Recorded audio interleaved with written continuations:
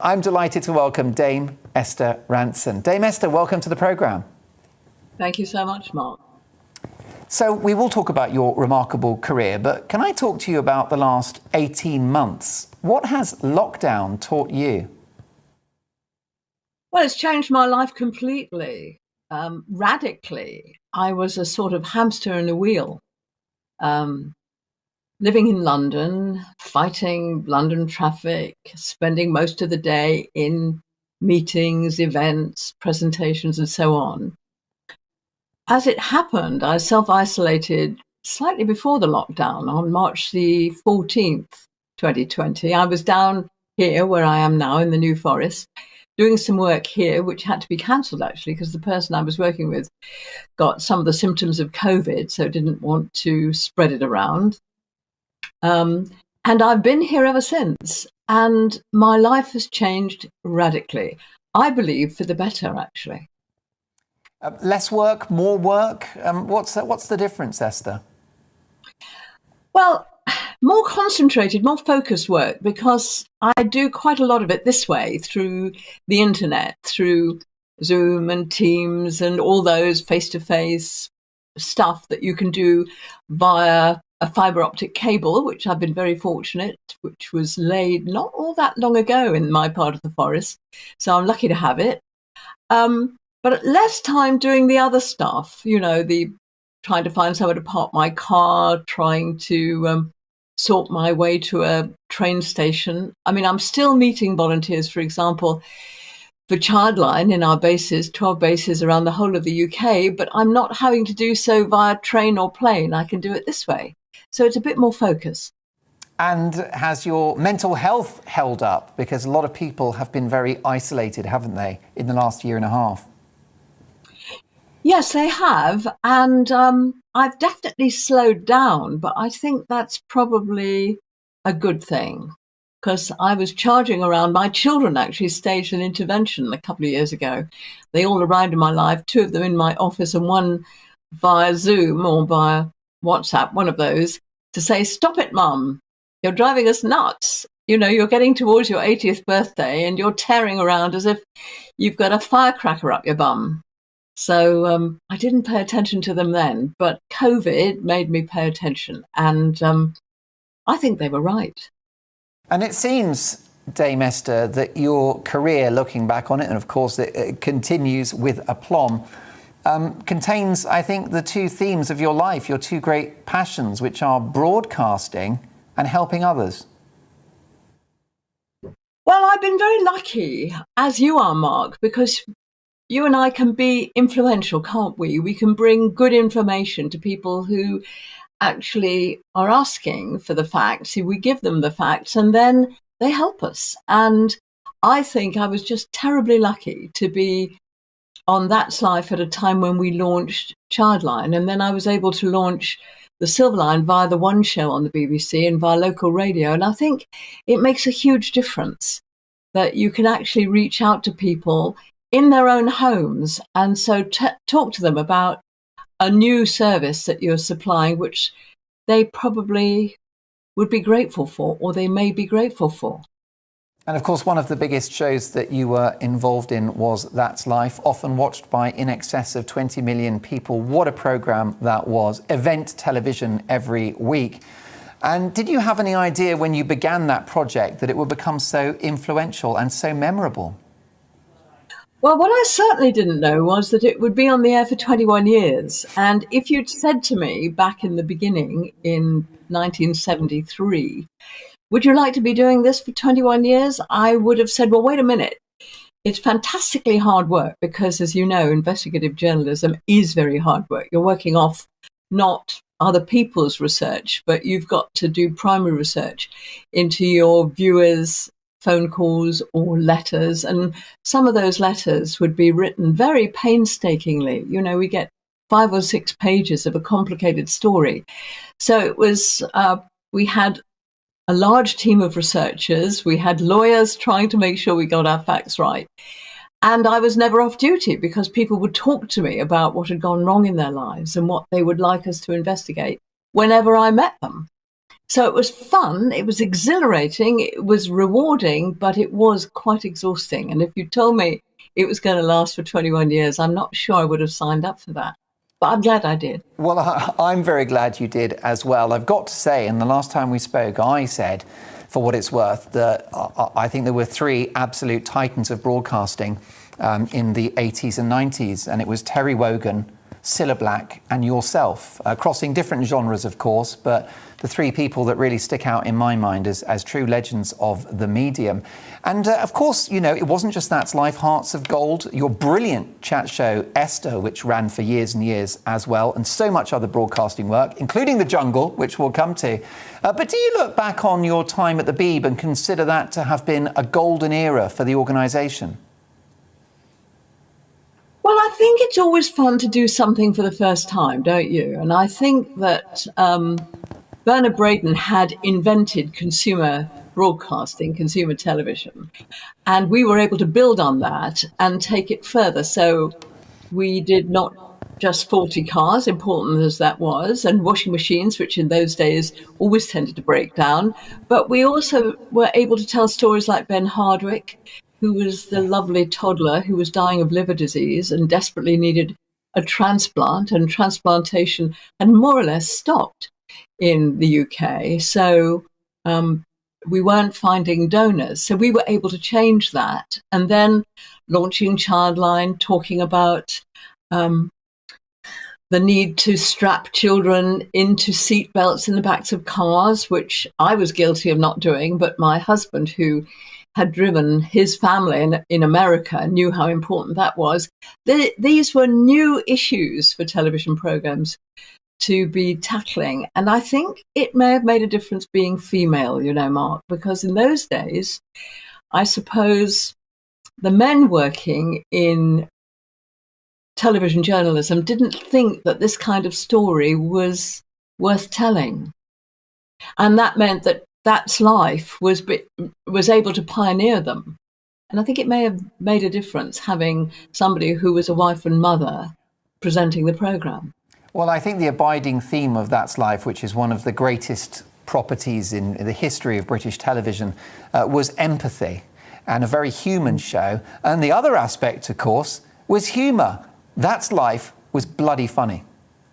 Mm-hmm. Well, yes, I used to climb into a taxi and the taxi driver would say to me, "Is your programme serious or funny, Esther?" And I would say, "We try and do both." And I think there has been a tradition. I was taught, when I read English, I was taught that Shakespeare always included a few jokes, even in the most tragic of his stories. If you think in Macbeth, there was the drunk porter, and you always had a clown wandering around, even in King Lear. So I'm not comparing myself with Shakespeare, but I am saying that there was that tradition in Britain that we like to have a laugh, even when things are going wrong. And I think the title, That's Life, summed it up, because when your house is falling to bits around your ears and you're sitting on the floor wondering how to get hold of the builder, the plumber, the person to mend the roof, that's what you say to yourself. You say, "Oh, well, that's life. You've got to keep going somehow." And I think in a way, we've got that resilience as a nation. We keep going, we keep calm and carry on. And I think that was what we were trying to reflect in the programme. Tell me about the creation of Childline. What inspired this remarkable project, which is very much part of your enduring legacy? Why did you start it? Well, we were making a documentary programme called Child Watch. A team of very skilled, talented people were working with me on it. And we decided that we wanted to have a look at better ways of intervening earlier, finding children at risk before terrible things happen to them. So we asked the audience of That's Life, who had helped us in other ways before, if they had experienced themselves abuse or neglect as children, whether they'd take part in a confidential survey. And thousands of them did. It was the biggest survey of its kind ever undertaken at that time. But we also knew, because we had characters like talking dogs and horses that could add up and divide and multiply mathematical horses and a cat that could play ping pong, things like that. We knew that children enjoyed watching the program, and we realized that some of those children might actually, yes, children might actually be suffering themselves. So we decided to open a helpline in case they needed help. And in the 48 hours the helpline was open, we had something like 100 calls from children disclosing abuse that they hadn't dared talk about before because they were frightened of what would happen if they asked for help.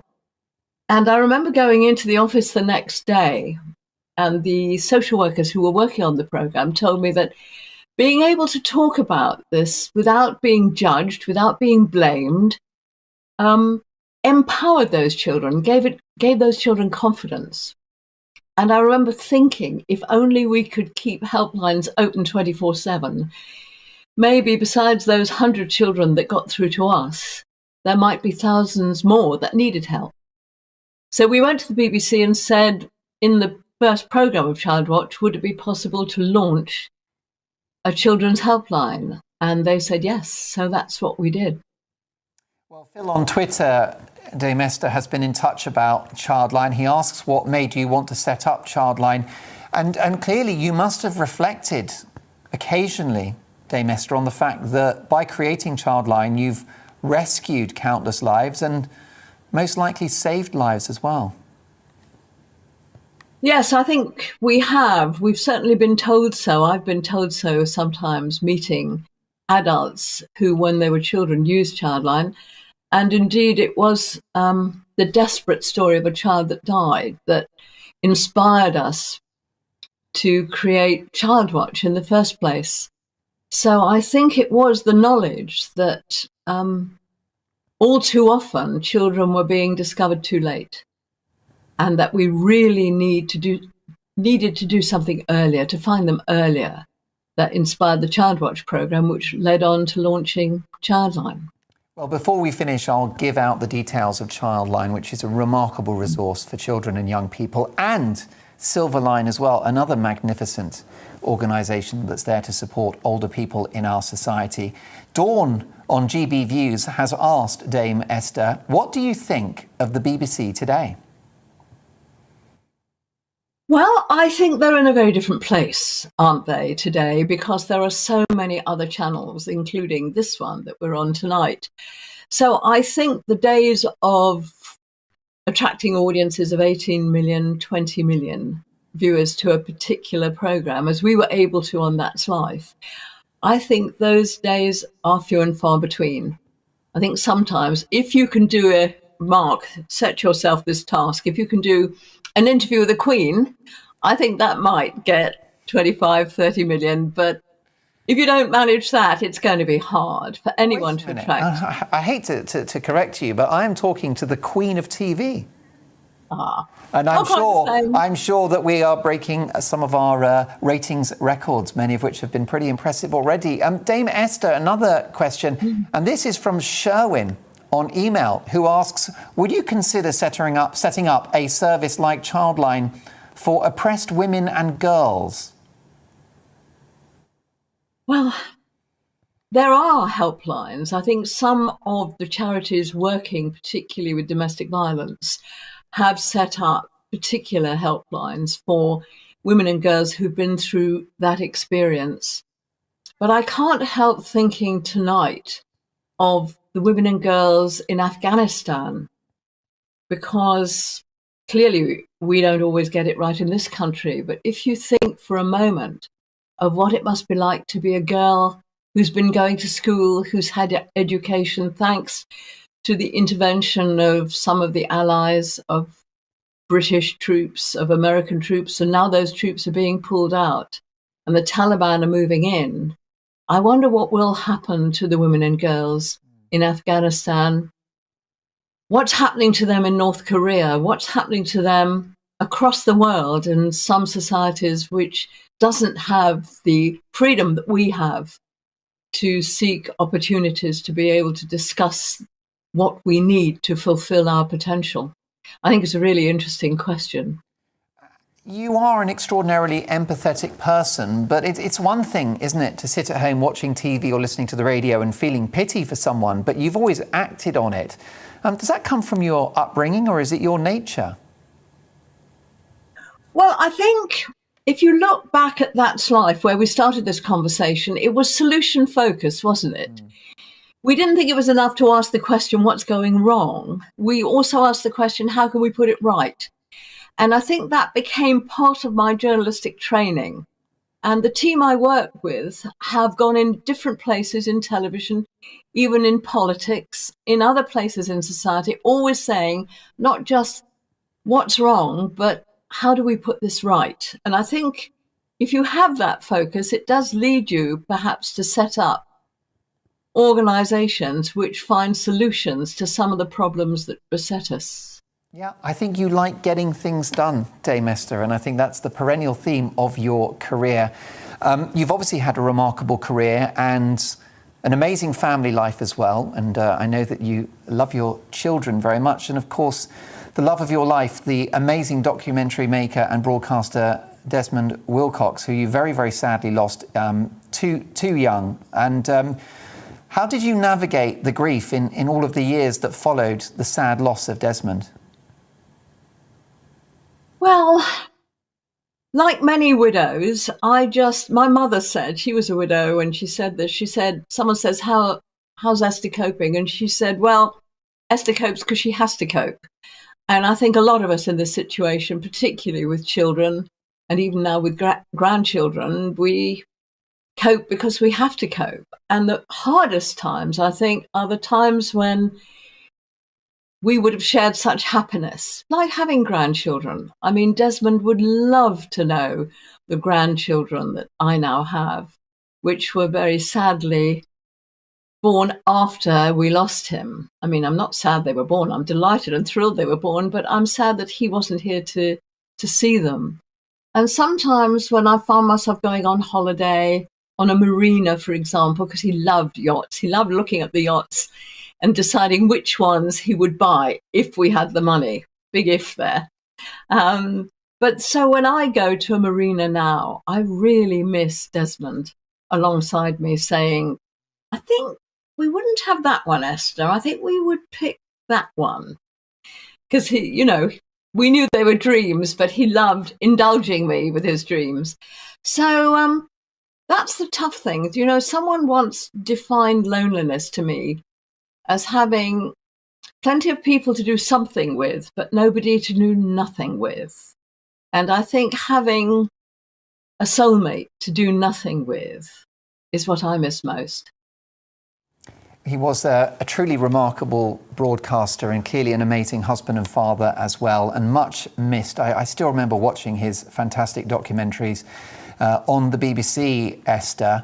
I spent the afternoon reading up on your amazing career, and there's one detail that I couldn't care less about. In fact, I can't even remember, and it's your age. That's just a number. But I do have to ask you how the hell you do it. I mean, your energy, you look extraordinary. What's your secret?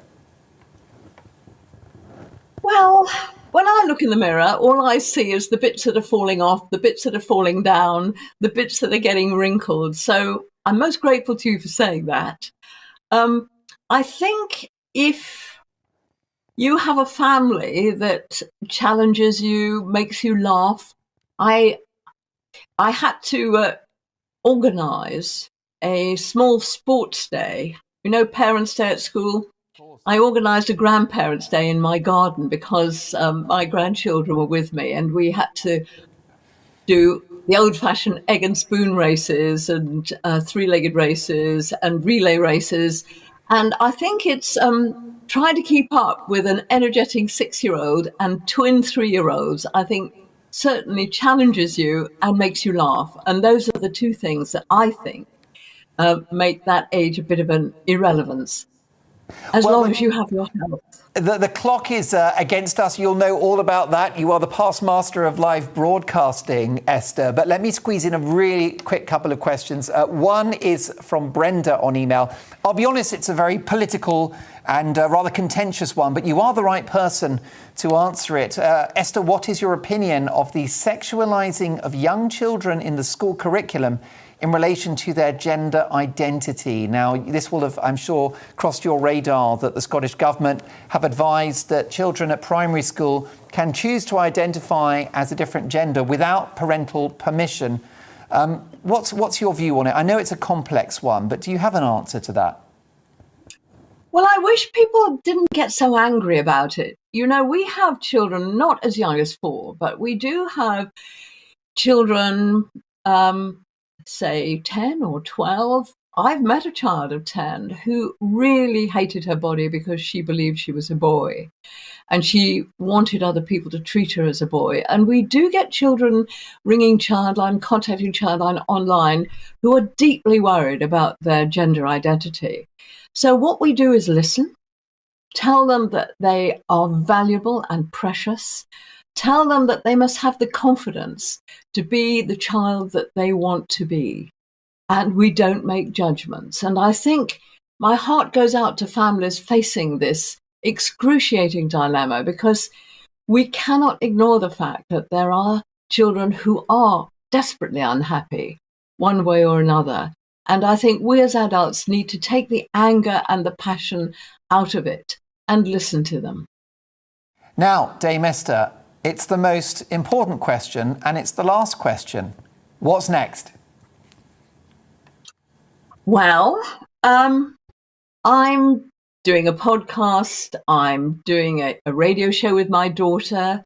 So those are fun professionally.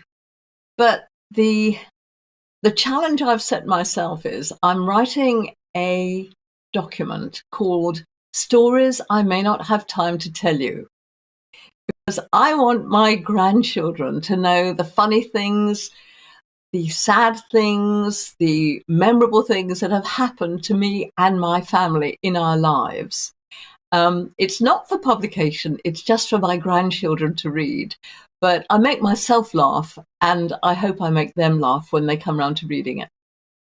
Well, in many ways, you've been the mother of the nation and now the grandmother as well, and they are very lucky to have access to that tome because millions would love to read it.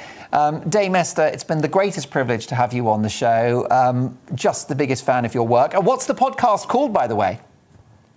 Well, the podcast is called That's Afterlife because I'm doing it with my colleague, Adrian Mills, and it's made by a production company called Captive Minds, and I hope people enjoy it. That's Afterlife. And what about the radio show? Can we hear that soon? Well, you can hear it tomorrow. It goes out on Boom Radio on Sundays at 7 o'clock in the evening. And I try and shock my daughter, Rebecca, who appears on it with me. And sometimes I really succeed. Welcome to the GB News YouTube channel. You can watch us live 24 hours a day, catch up on your favourite shows, and join in the conversation in the comments below. Don't forget to subscribe and you'll never miss any of our exclusive content.